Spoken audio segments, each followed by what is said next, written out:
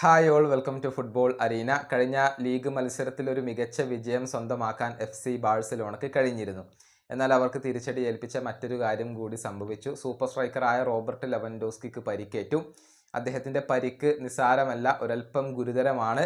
പുറത്തേക്ക് വരുന്ന റിപ്പോർട്ടുകൾ പ്രകാരം കോപ്പ ഡെൽറ ഫൈനലിന് ഇദ്ദേഹം ഉണ്ടാവില്ല. മാത്രമല്ല യുവേഫ ചാമ്പ്യൻസ് ലീഗിൻ്റെ 2 സെമി ഫൈനൽ മത്സരങ്ങളും റോബർട്ട് ലെവൻഡോസ്കിക്ക് നഷ്ടമായേക്കും എന്ന റിപ്പോർട്ടുകളാണ് മുണ്ടോ ഡിപ്പോർട്ടീവ ഉൾപ്പെടെയുള്ളവർ ഇപ്പോൾ പുറത്തുവിട്ടിട്ടുള്ളത്.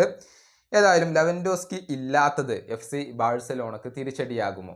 ഇല്ല എന്നുള്ളത് കഴിഞ്ഞ 3 മത്സരങ്ങളിലെ റിസൾട്ടുകൾ പ്രകാരം പറയേണ്ടി വരും.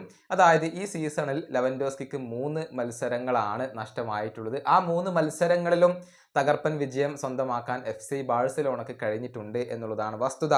മയോർക്കെതിരെയുള്ള മത്സരത്തിൽ 1-5 ഗോളുകൾക്ക് ബാഴ്സ വിജയിച്ചു.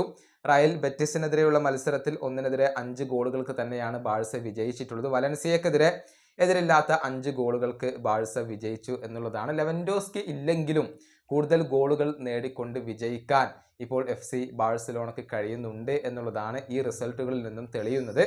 പക്ഷേ പ്രധാനപ്പെട്ട ക്ലബ്ബുകൾക്കെതിരെ കളിക്കുമ്പോൾ തീർച്ചയായും ലെവൻഡോസ്കിയെ പോലെയുള്ള ഒരു സ്ട്രൈക്കറെ അവിടെ ആവശ്യമാണ്. ലെവൻഡോസ്കി ഗോൾ അടിക്കാറുണ്ട് എന്നുള്ളത് ശരിയാണ്, പക്ഷെ പലപ്പോഴും സുവർണാവസരങ്ങൾ പാഴാക്കുന്ന ഒരു ലെവയെ നമുക്ക് കാണാൻ കഴിയുന്നുണ്ട്. ഏതായാലും ലെവൻഡോസ്കിയുടെ വിടവ് ആര് നികത്തും എന്നുള്ളതാണ് ഇപ്പോൾ ആരാധകർക്ക് അറിയേണ്ട കാര്യം. ഈ വീഡിയോയുടെ അവസാനിപ്പിക്കുന്നു. അടുത്തൊരു വീണ്ടും കാണാം.